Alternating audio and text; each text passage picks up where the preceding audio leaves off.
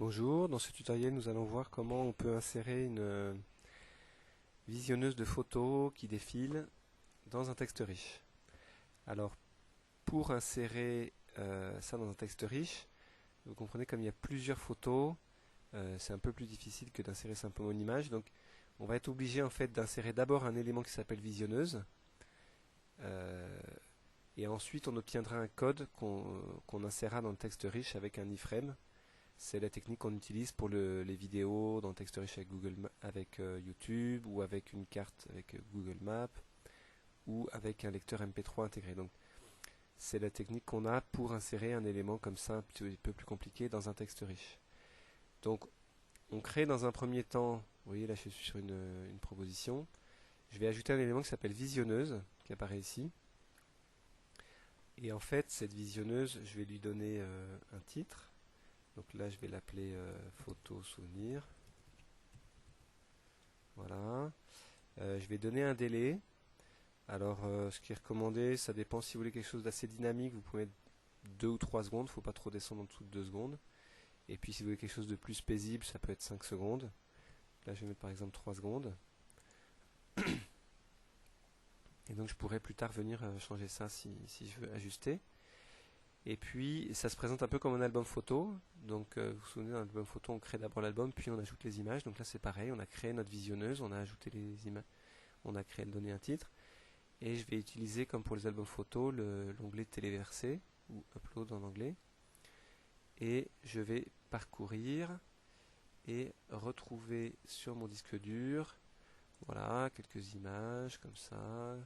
Alors, plutôt des images... non, en fait, il n'y a pas forcément besoin que ce soit portrait ou paysage. Là, je vais prendre plutôt des photos en paysage pour l'instant. Donc, je fais OK. Donc là, les photos se chargent. Et une fois que les photos sont chargées, je vais aller dans l'onglet iframe qui va me donner le code dont j'aurai besoin pour insérer dans le texte riche.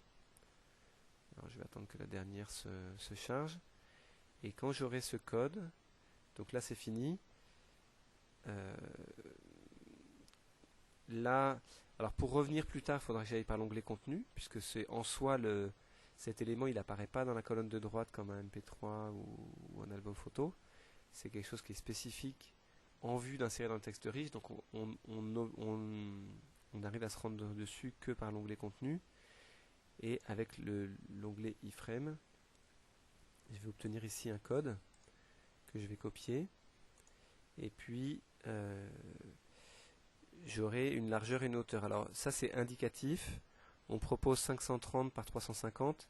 Ça c'est parce que on a une visionneuse pour l'instant qui fait des photos en presque pleine largeur. Vous allez voir, c'est-à-dire en 400 pixels de large, qui vont presque bord à bord avec un petit espace de chaque côté. C'est assez élégant vu la mise en page du site.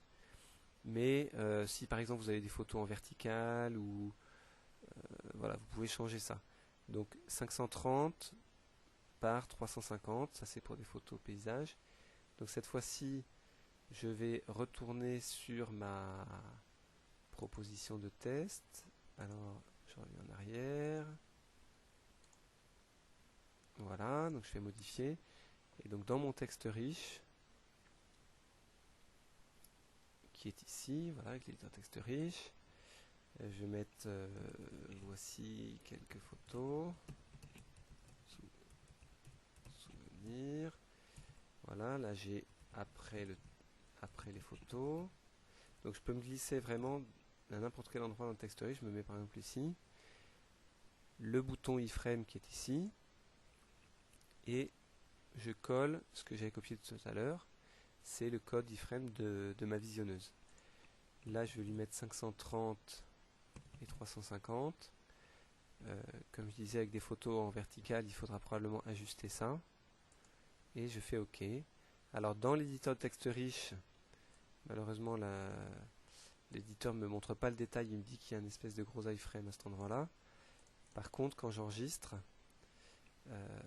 d'ailleurs je vais quand même vous montrer une technique, c'est que je peux ici enregistrer comme ça, et en fait dans un nouvel onglet, je vais demander à voir le résultat, ce qui fait que je peux avec deux onglets comme ça avoir un en modification et un pour voir le résultat. Voilà. Donc vous voyez, il y a ma visionneuse qui est en place dans le texte à l'endroit que je voulais. Alors en fonction de la hauteur, on peut jouer sur la hauteur pour cacher les petits boutons si on n'en veut pas, ou au contraire si on les veut. C'est des petits boutons d'accès direct aux photos, ça peut être bien. Mais si vous en voulez pas, vous réduisez la hauteur pour qu'ils n'apparaissent plus. Et de même que s'il y a des photos en vertical, il faudra changer la hauteur. Vous voyez, par exemple ici, je peux revenir dessus, je double-clique sur mon iframe et je peux mettre 300. J'enregistre. Ici, j'enregistre mon texte riche. Et là, si je rafraîchis,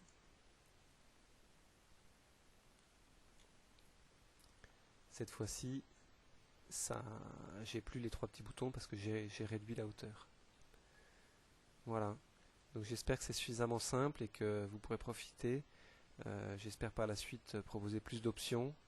Mais vous avez vu qu'on peut déjà choisir la vitesse, ça c'est 3 secondes. Voilà. Merci bien. À bientôt.